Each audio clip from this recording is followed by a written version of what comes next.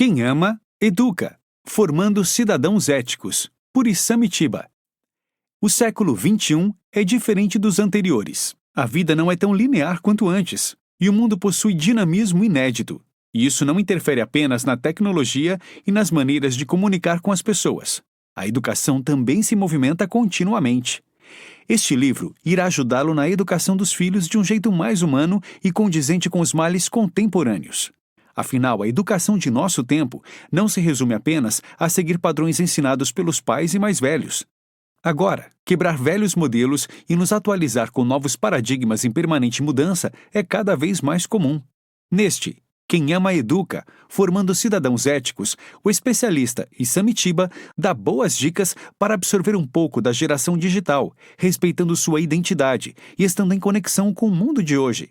Nos próximos 12 minutos, você vai aprender muito de como ensinar. Fique atento! O público-alvo deste livro é o adulto preocupado com a educação não apenas dos filhos, mas de todas as crianças com as quais se tem contato, desde familiares até mesmo a estudantes, por exemplo. Evolução da mulher e de sua maternidade. Nos últimos 50 anos, o papel da mulher-mãe mudou bastante. Sua evolução trouxe consequências para a família em si, especialmente aos maridos em sua forma de lidar com a educação dos filhos. No começo dos anos 1960, o uso da pílula anticoncepcional deu à mulher o controle de sexualidade e natalidade. Aconteceu aí um passo fundamental, uma modificação que parece pequena, mas tirou poder do machismo, já que a autonomia das mulheres influenciou diretamente nas decisões a ser tomadas. Porém, o ser humano não foi preparado para as mudanças que estavam por vir. Isso tornou a educação um processo mais complexo, e isso dificultou a visão de futuro dos filhos. Podemos usar como exemplo o caso de pessoas que têm filhos com 10 anos de diferença. Eles já pertencem a gerações diferentes e podem até mesmo não se identificar em valores comuns, enquanto há 50 anos a mudança geracional demorava mais de 2 décadas. Atualmente tudo muda muito rápido. Não é à toa. E tanto dinamismo fundiu o pai e a mãe, antes personagens mais separados e que pouco se misturavam. Mãe e pai, duas faces da mesma moeda. Isamitiba opta por usar o termo mãe e pai no lugar de os pais, a comentar sobre quem tem o papel de educar os filhos. Quando falamos os pais, a mãe desaparece na fala, ainda que tenha a parcela fundamental e crucial na criação. Pode-se citar como exemplo as reuniões escolares. Nas convocações de diretores e professores, são as mães que sempre comparecem para resolver os problemas disciplinares dos filhos. Não faz muito tempo que a mulher saiu para o mercado de trabalho. Ainda assim, ela não deixou de ser mãe e acumulou 2 funções. E os pais não passaram a ser mais pais com tantas mudanças. Alguns só passaram a se preocupar com a educação dos filhos há poucas décadas. É importante entender que há diferenças entre homens e mulheres, o que não nos impede de dividir, sempre que possível, a responsabilidade na educação entre os dois. Mulher é muito diferente de homem. Os comportamentos sociais que distinguem o homem da mulher não são pura invenção, mas possuem bases científicas dentro da evolução de nossa espécie. A socialização é um processo criado pelo ser humano, no qual a sofisticação e educação nos permite ter mais convivência pacífica. Temos muitas semelhanças com o reino animal. Enquanto os homens são mais fortes fisicamente, as mulheres são mais elásticas e têm outras habilidades. De toda forma, tais diferenças precisam ser respeitadas, sem que haja discriminação na hora de passar ensinamentos produtivos aos nossos filhos. Evolução do papel de pai. A subserviência das mulheres perante o homem foi a base do machismo por milênios. A cada dia que passa, seus aspectos são desconstruídos, em especial depois dos anos 1950. De lá para cá, a empregabilidade do homem caiu de 70% para 52%, e a da mulher subiu de 30% para 48% nos Estados Unidos, a economia mais desenvolvida do mundo. Quando a mulher estuda mais tempo, tem mais diplomas e títulos, já não se pode refutar sua capacidade e excluí-la de cargos de chefia. Entre os anos de 1995 e 2005, houve um crescimento de 8 vezes de mulheres atuando como chefes de família. 28% dos lares brasileiros são chefiados por mulheres. Isso faz com que o papel do homem como provedor da casa seja repensado. Não é mais uma obrigação o homem sair para trabalhar, enquanto a mulher fica relegada a cuidar da casa e dos filhos. Se o homem não evoluir e entender que há várias formas de se constituir uma família, Ele vai ficar para trás, como alguém atrasado, dentro de um ambiente em permanente transformação. Em 72% dos casos de divórcios não consensuais, os pedidos são feitos pelas mulheres em busca de independência. Por isso, o casal deve ser pensado como mais que um, sem subserviência. O nascimento do casal. Se formos levar em conta aspectos históricos, a mulher é mãe há mais tempo que o homem é pai. No tempo das cavernas, o instinto as levava a criar os filhos até seu crescimento e independência, tanto quanto qualquer outro animal faz. As tarefas que exigiam força física eram feitas pelos homens da família. Os seres humanos fixaram-se mais na Terra há pouco mais de 12 mil anos com a descoberta da agricultura. Até então, a gravidez era vista como presente dos deuses. Os homens continuaram saindo para caçar, construir moradias e defender territórios. O lar era a função da mulher. Por isso, é normal que a mulher ainda tenha maior aptidão para cuidar dos filhos, da casa, de tarefas práticas do dia a dia para o bom funcionamento do lar. Mas os tempos das cavernas ficaram no passado. Hoje, a criação pertence aos dois, não a um só. E cada passo dado pelo pai também é visto como exemplo entre seus filhos. Quem não se atenta a isso tende a sentir mais culpa quando as coisas dão errado no futuro. As armadilhas da culpa. Chegamos à metade do livro para tratar da culpa. É comum que as mães tenham uma relação mais próxima com o filho, pela maior proximidade desde os primeiros minutos de vida no parto, a amamentação e mesmo os costumes da sociedade. E o instinto materno dificilmente é deixado de lado, mesmo quando as crianças crescem e ficam independentes de quem lhes colocou no mundo. Mas esse instinto pode escravizar a mãe. Quando ela não se coloca no papel de deixar o filho voar por si só, acaba ficando presa e prendendo sua cria ao modelo de vida que não condiz com o mundo lá fora, sempre duro e cobrador de nossos pecados.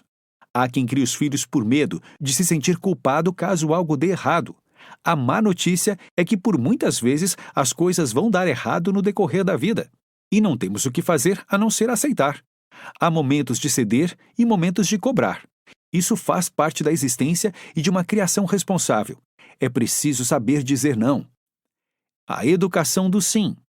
Quando há fragilidade na figura paterna e ou a mãe atende a todas as solicitações dos filhos, disse que eles se comportam feito parafusos de geleia, pois a cada apertão, espanam.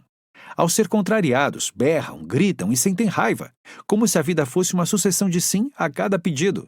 Em geral, quem se comporta como um parafuso de geleia é educado seguindo a sequência de avós autoritários, pais permissivos e netos sem limites.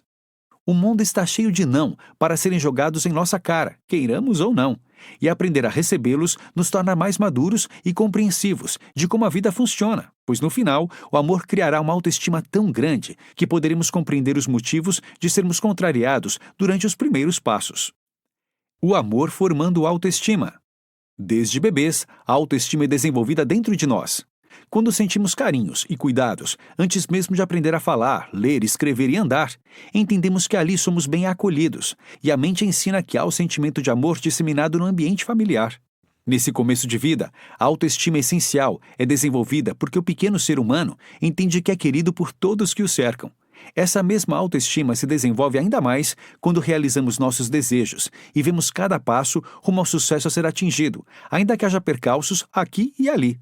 E a autoestima traz a compreensão necessária para não desanimar diante de cada não ouvido, desde os primeiros anos até o fim da vida.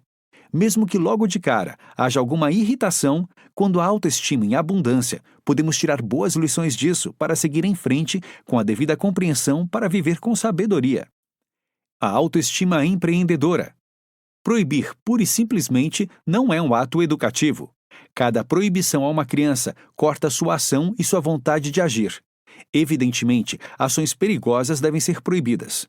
Mas para isso, é necessário deixar claro qual a motivação para a proibição. Caso contrário, a criança desenvolve o pensamento de autoritarismo puro e simples. Quando proibimos algo errado, explicitando os motivos que nos levaram a tomar aquela ação, fazemos os pequenos entenderem a preocupação de fato e os incentivamos a desenvolver a autoestima empreendedora. Eles se sentem mais amados e buscam iniciativas que não sejam perigosas ou proibidas. Para desenvolver a autoestima empreendedora, precisamos ter atenção aos 3 estilos de agir que certamente vão influenciar na criação, mesmo que não nos demos conta de seguir este ou aquele. 3 estilos de agir. Alguns comportamentos seguidos durante a criação de filhos e crianças pequenas não são humanos. Podemos apenas estar replicando 3 tipos de atitudes que terão influência direta na vida dos filhos. São eles: estilo vegetal. Neste caso, as pessoas tomam atitudes feito plantas, aguardando o mundo se movimentar para que elas sejam atendidas, fixadas em um terreno esperando o solo ser fértil, com chuva, luz e sol no momento certo. Estilo animal. Este estilo é mais profundo que o anterior, já que os animais têm movimentos próprios e até mesmo estratégias para ver seus instintos saciados. Ainda assim, suas atitudes são repetidas e são incapazes de mudar a realidade ao redor, pois vivem seguindo instintos, sentem-se incentivados apenas para a necessidade de sobreviver e perpetuar a própria espécie, sem racionalidade. Estilo humano. O estilo humano de agir é a integração dos instintos com disciplina, gratidão, religiosidade, ética e cidadania. Os objetivos de sobreviver e perpetuar a espécie não são um fim em si mesmos, mas atuam combinados com a preservação do meio ambiente, a formação de grupos solidários e construção da civilização. O cérebro humano é o mais desenvolvido do mundo animal, e essa inteligência, usada com criatividade, nos permite solucionar conflitos, criar novas alternativas e agir de maneira autônoma, sem a obrigação de repetir padrões ou esperar que soluções caiam do céu. É este o estilo a ser seguido para uma criação e educação efetivamente calcada na ética. Ser feliz. A felicidade só faz sentido quando sua busca inclui liberdade, ética e responsabilidade. São características exclusivas do estilo humano de agir. Pode ser egoísta, quando a pessoa quer atender apenas às próprias necessidades. Familiar, quando a felicidade é voltada apenas ao bem-estar da família e ninguém mais. Pode ser uma felicidade comunitária, quando faz-se questão de ajudar outros integrantes de uma comunidade. Ou mesmo social, quando a felicidade considera todos os seres humanos dignos dela. Para chegar a esta felicidade que inclui todos, é importante seguir caminhos rumo a uma nova educação. Lições para uma nova educação. O homem deve se sentir grávido junto com a mulher, e o pai integrado na criação do filho desde seus primeiros passos forma um novo ser humano. Entender que deve se educar desde o primeiro ano de vida faz com que não damos desculpas para as próprias falhas. Filhos não nascem com manual e, por isso, podemos errar a mão vez ou outra. Haverá situações críticas e com dificuldades, e é bom contar com auxílios de terceiros para entender melhor o cenário vivido. Os pais separados devem entender que o filho é um vínculo eterno e evitar competir entre si. A geração digital é um desafio ainda a ser descoberto e que deve ser melhor compreendida. Notas finais. Educar não é tarefa fácil, mas é uma missão que deve ser cumprida por todos nós que almejamos um mundo melhor que o atual. Neste, quem ama educa, formando cidadãos éticos, e Samitiba mostra o quanto há lições a serem compreendidas, tanto interna quanto historicamente, para que a educação seja mais que mera tarefa burocrática. Desde os primórdios, o mundo está mudando, atualmente em velocidade maior que antes.